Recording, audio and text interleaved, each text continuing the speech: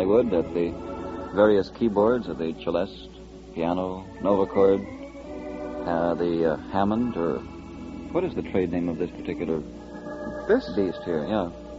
Well, it's a beast, all right, but I think it's actually the electronic organ, of which there are many, but it's a Hammond electric, embellished, of course, by the Leslie speaker, without which it couldn't sound that good. Well, I stuck my neck out. What more could I... Then Hammond is a trade name. Oh, sure.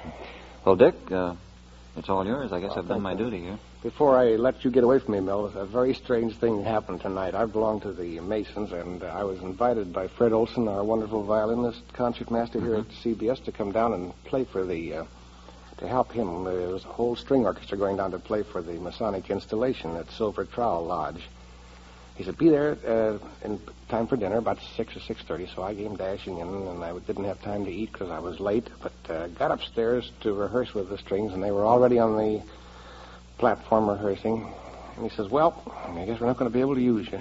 I said, what's the matter? He said, the piano's a quarter of a tone flat. Of all play, you know how you go to the average automobile mechanic, his car never runs well? Couldn't you play sharp? Well, I do play sharp, but I couldn't play sharply. And then there's always the case of the plumber whose own sink and bathtub leak fixed as everybody else's. And this is the musician's lodge of all places, and they have a piano that's out of tune, which I think is quite a gag. Well, let's see. Tonight's program, rather unusual one. Just thinking about it takes me back to the early days of my career in San Francisco. And a chap who came on the stage of the Fox Theater. This was back, I guess in about 31, 32, 33, somewhere along in there. He's one of the greatest names in the show world. His name is Ted Lewis. And always, as part of his program, he played this number.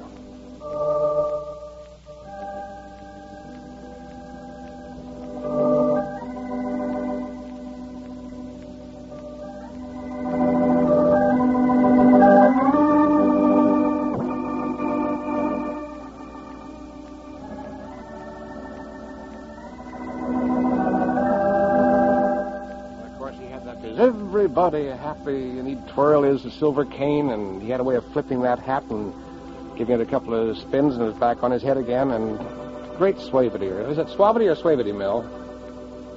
Suavity? I was right the first time then. Well, anyhow, I have on the stage with me tonight the gentleman that composed that song. What happened to the PA here? Is it gone? That's a little better. I have on the stage the gentleman that composed that song along with many, many others, and a gentleman whom I met back along that time. I'd like to have you say hello, and I'm saying hello to Irving Bebo. Good evening, Irving. Good evening, Dick. It's a pleasure to be here. It's been many, many years, hasn't it? Well, let's not say many years. It's been a few years. All, 33, that's 20 years ago. Let's face it, man. Time marches on. As time goes, that's just a few days in our lives. I first met Irving. Irving has always been in the song publishing and composing business, and I first met him when I was playing just for my mother. She used to dance, and I used to play for her. I was still going to high school. I'm not going to say I was a boy in knee pants. I was around 14, I believe, at the time. 13 or 14. Just about. No, I'm wrong. I was older than that. I must have been about 16 or 17 then, because I was already working. That's right. I was 39 then, and I still am, Dick. Oh, you're Jack Bill? Oh, still, yes. Well, those were wonderful days. All the big Fanchon and Marco shows in the theaters and the big orchestras. Remember Walt Rosner and his orchestra? Oh, how well. I remember meeting him in New York when he came there, too, to the Capitol Theater. Do you remember that? Well, this man, he went to the Capitol, didn't he, back there? That's right. This man, Irving Bebo, folks, here, is a fantastic composer. He's got more songs to his credit spread out over the years and of different types. So I said to Irving the other day, come on down, let's turn the whole gosh darn program over to you and make it an admiration society for Irving Bebo. So that's the whole idea tonight. We haven't rehearsed a single number. I arranged it that way deliberately so I could put Irving at his ease and put myself at my ease, so we don't even know what key we're going to play these things and what we're going to do. Let's start from the beginning. First of all, as always, the It's got to be the first question, otherwise you can't make any sense out of an interview. You're from where, Irving? I'm from your town, Dick, San Francisco. San Francisco. That's right. I was born there and raised there. It was really the heart of show business, wasn't it? Well, I think so much originated in San Francisco that the world has really forgotten about. Most of the modern rhythms, great many of the modern dances, had their inception, I believe, in the old Barbary Coast, as you remember. Yeah, I used to hear about that. Well, the coast isn't given credit for what it has really contributed of worthwhile things to the world. I remember in the old days going down there with Selby Oppenheimer, who handled all of he was the impresario for the big artists who came there. Do you remember?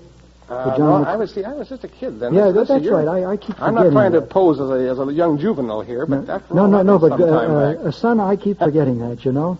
Yes, Father. But, son, we did take down to the Barbary Coast such wonderful people as Pavlova, Misha Elman, and those people sat there. Oh, yes. Oh, yes. They sat there absolutely enthralled at what they saw.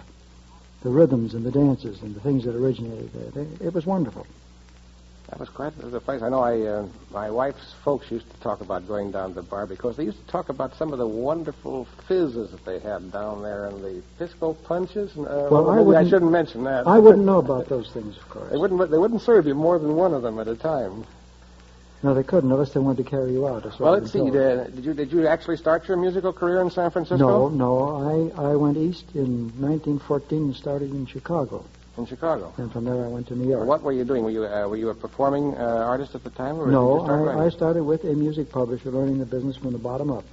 In other words, you went at it from the commercial end first. That is right. Became the Western manager for the Broadway Music Company. That was the firm that had You Made Me Love You, Apple Blossom Time, and many famous songs. Oh, sure. I remember they used to have an office when I was a kid. I used to go up to get professional copies up in the building that was on the corner of Powell or Mason and Market. That's right. Flatiron That's building. right. Not the Flatiron building, but it was a triangular building. We did have a branch office there. I've forgotten just where it was. I remember. That's correct.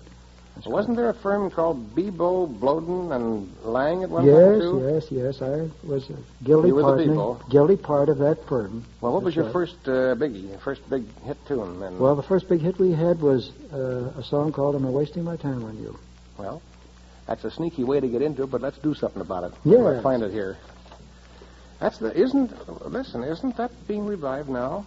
It seems to be. It had a revival last year, and there's a marvelous new record out by Eddie Fisher, who I think is one of the finest singers of songs. And have I got anything on that here? I should. I think you should have a copy, don't you? Well, why don't you just play around a couple of chords on that and see? Incidentally, this man plays a beautiful piano along with writing the music and publishing. Oh, now you're making me blush. You remember the song went, Dick? I do. Am I wasting my time by thinking you're mine and dreaming the way that I do?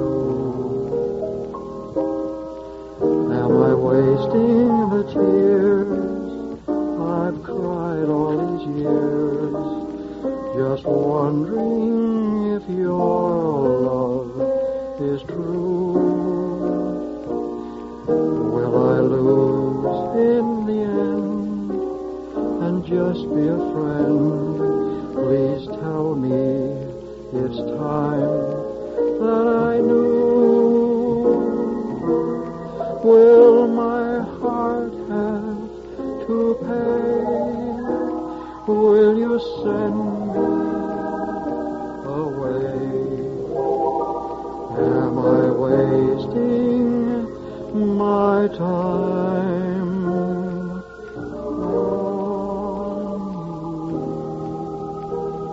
you? That's mighty sweet. Incidentally, I notice it's been changed in this copy to a foxtrot, hasn't it?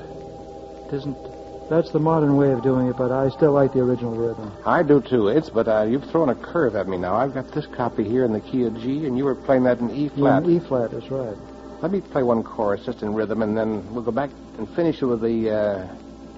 I'll play a chorus down to near the end, and then let's come back in. Let's see where we come back in. The last 8? Will I lose in the end and just be a friend? Just before that, I'll modulate back to G, and then you take over. Okay.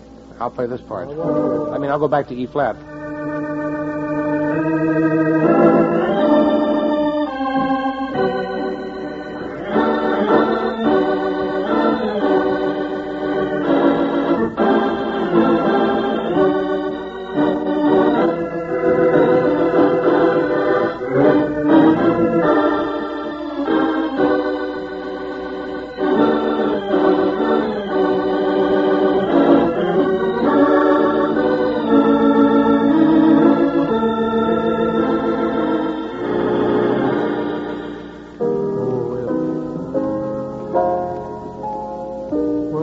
lose in the end and just be a friend. Please tell me it's time that I knew. Will my heart have to pay? Will you send me away? Am I wasting my time on you?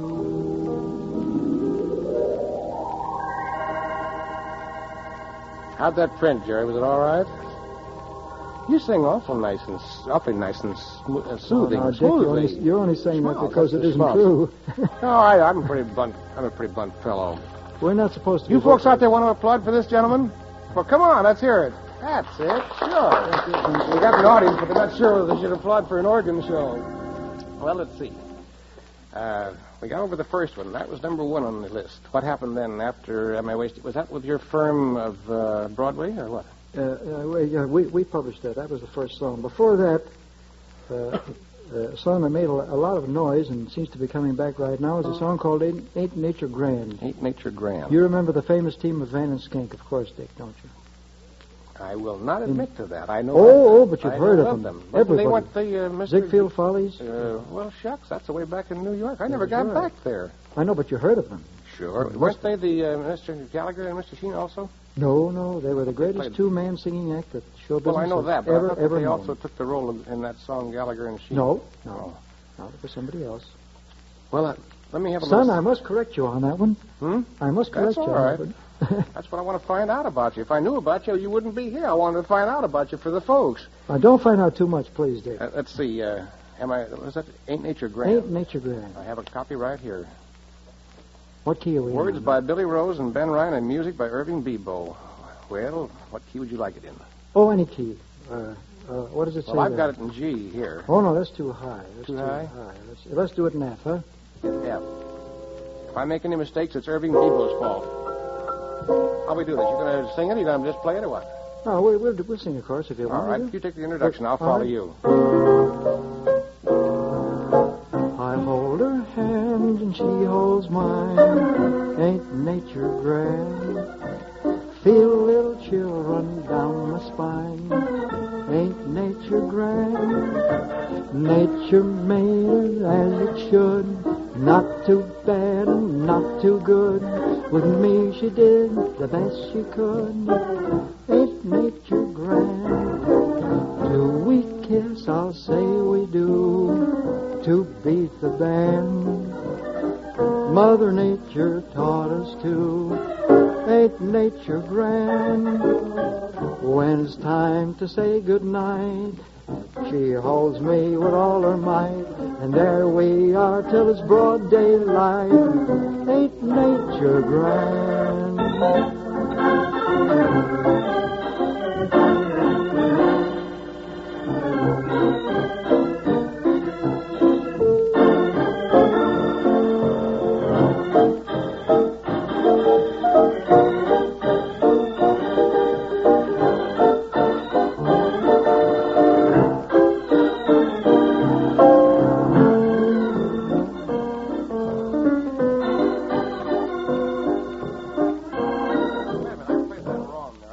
Let's go back to the middle of the chorus.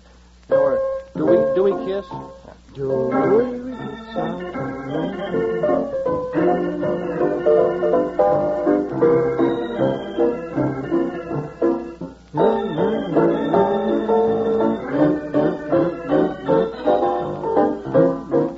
You finish it out.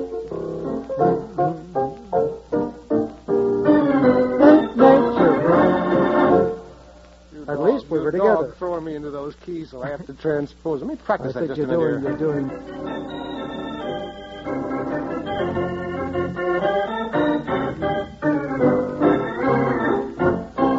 Okay.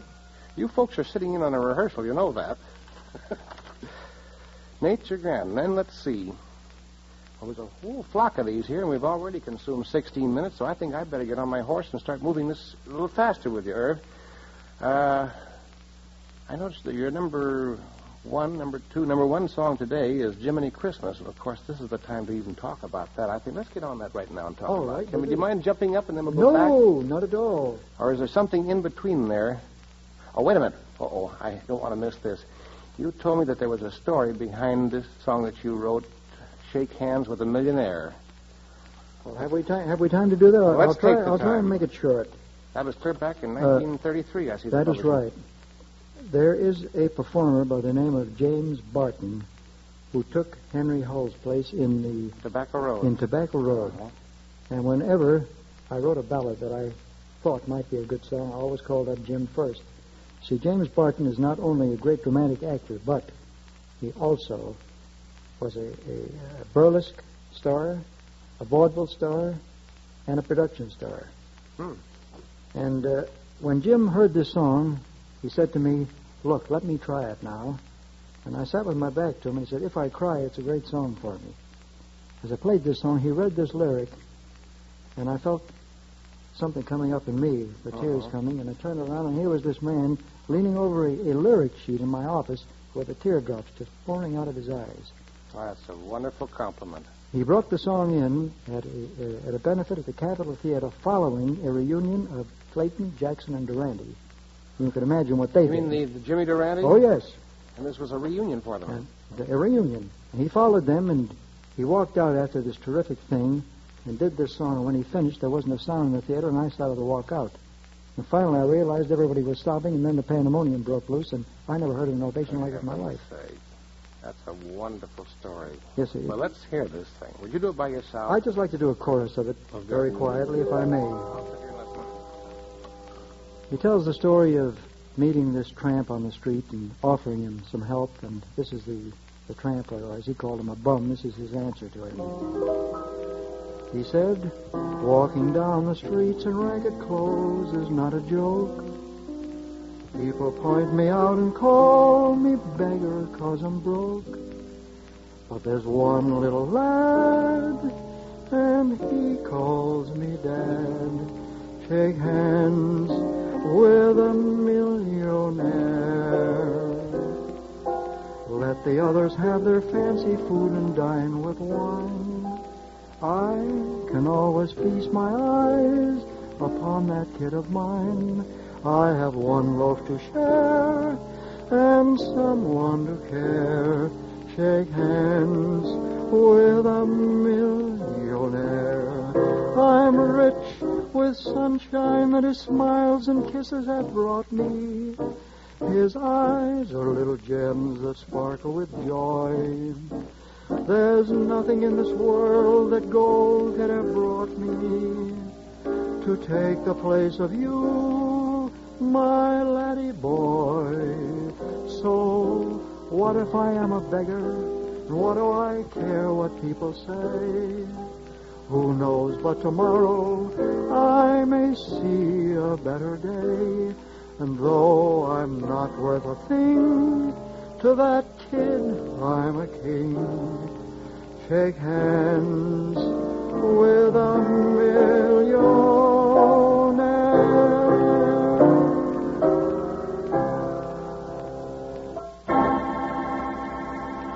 That's a very touching little number. You know, while you were playing that and singing that, I noticed something. As your life has gone on, you have written about kids in various ages. Now, there was the little guy. And did it have any connection with your own family at all? The fact that, do you have any youngsters? Yes. I know you're married. I My met a wife very and charming I wife. We have two grandsons. Two grandsons. 1 6 and 1 2. Well, they couldn't have been around when you wrote this, I know that. But could this have been inspired in some way? Because I noticed that later on, you wrote songs for, when did you write Benny the Bobtailed Bunny? That was written for last Easter. Oh, then that could be tied in with the youngsters, your own, too. That's right. Was it written for Definitely, we had them in mind, that's right. And then you had, then you went up into the teenage group and started writing college songs. Yeah. Let's do a little, let me hear a little of that Benny the Bobtailed Bunny, would you?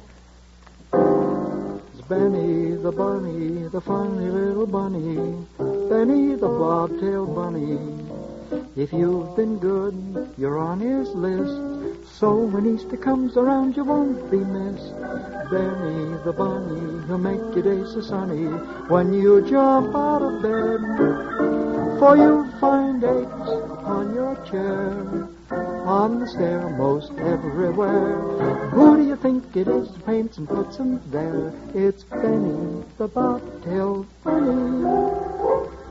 I'll bet you couldn't wait to show those to your 2 grandchildren, could you? I was plenty anxious to do that. You know, folks, did you ever stop to think, you see a fellow sitting down at the piano here, people go out and they make a great big hurrah about a great doctor. He's performed a masterpiece of surgery, or a man who's built a bridge, or somebody who has discovered a new mine or something. But did you ever stop to realize how much gentlemen like Irving Bebo do for us in our life? Just imagine if you had to take out of your life, to sweep out every song you ever heard and shut off every radio and every phonograph, every television set, take all the music out of your life, and then I think you'd realize how highly comparable they are to the people who bring us happiness along other lines. After all, music is used in therapy. It's used when you feel, when you want to raise the dickens on New Year's Eve, you want to go out and slam bang all the loud tunes, and when you want to feel sad at your wedding, it's music. And even at the other end of the line, it's music.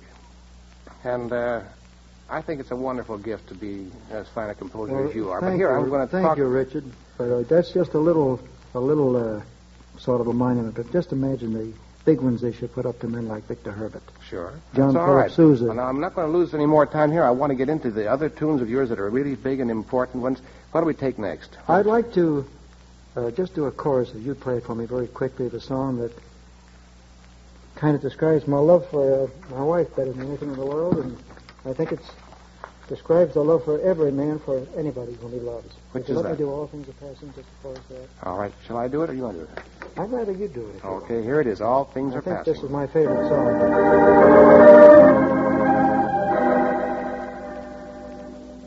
All things are passing, the wind, the snow, the rain, the dreams we know all come and go, just memories remain.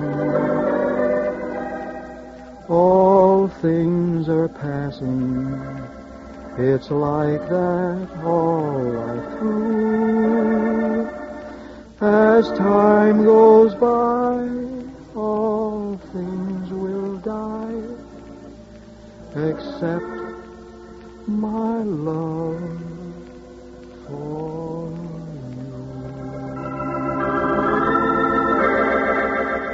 I think that's a very beautiful song, and there's not many gals that are lucky enough to have composers for husbands. A lot of the guys want to serenade them, but I have to use Sweet Adeline or I love something. the song, I guess, because I love a certain little That's lady. a beautiful thing. Thank you. To make a little change in pace, I'd like to go through 3 fast choruses of Yes. your college songs. Now, this man, he's a very versatile fellow when it comes to composing. He wrote Sing UCLA, he wrote the Stanford Scalp Song, and he wrote the Michigan State College March. Let's do all 3 of them together, Irving. How about, or shall I play them? Which do you want? You play them. You go right ahead. Which one first? Anyone. Somebody said Anyone Michigan you back there. I heard it in the audience, Well, so let's try that. Here goes the Michigan song.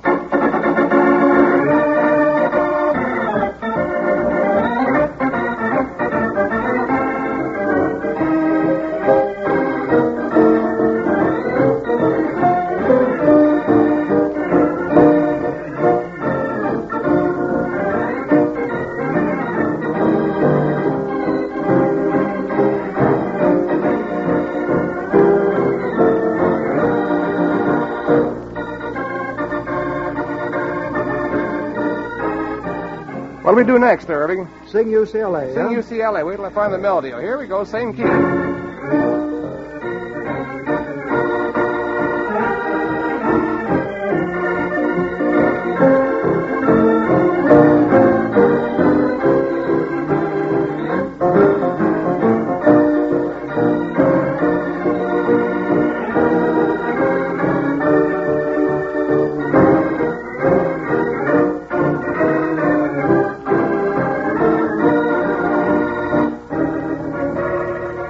Comes the Stanford Scalp Song, huh?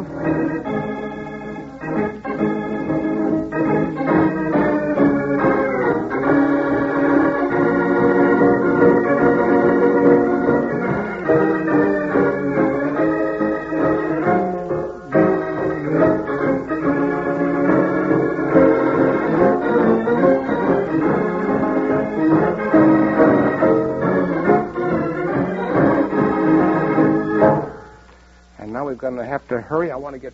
What's the next most important one? Your Benny top number? Bobtail Bunny. You did that, didn't you? No. Sure you did. Benny, we did Benny. No, we I didn't do mean... Jiminy Christmas. Jiminy Christmas. That's your big tune. Let's do that because that's what we just have time for, I believe. Jiminy Christmas. It's all yours. Jiminy Christmas, look who's here, coming around at once a year, bringing a load of Christmas cheer. Jiminy Christmas, look who's here, Jiminy Christmas, lucky me. Look at that great big Christmas tree, presents for Ma and Pa and me. Jiminy, what a Christmas tree. Are we happy? I'd say we are. Here we are together underneath that shining star. Jiminy Christmas, ain't it great?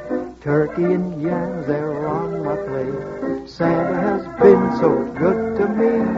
Jiminy Christmas, Jiminy Christmas, Jiminy Christmas, Christmas. Ha-ha! And a Merry I Christmas. think I've got time. I'm going to try to sneak in one fast chorus, if I may, of your very serious number, The Prince of Peace. I think we can make it. Irving, you mind if I do? I would love to have you do it. I'll talk these words to you folks. Say a prayer to the Prince of Peace. Say a prayer tonight that men of goodwill everywhere seek his guiding light. Ask your neighbor to join with you. Make him understand that the Lord pays heed to anyone who needs a helping hand. He sends the blessed sunshine from heaven above to kindle in the heart of man the brotherhood of love. There's some of your lyrics, folks. I don't think I have time to finish it. This has been a program dedicated to Irving Bevo and his music. And Mel, will you take over while I finish with this number? Well, that's it for this evening. A very special program with Dick's special guest tonight. Don't forget you can hear Dick Aurandt here on CBS Radio 11 to 11:30 most of these evenings. We very cordially invite you back. Dick Aurandt has come to you from Hollywood, and this is the CBS Radio Network.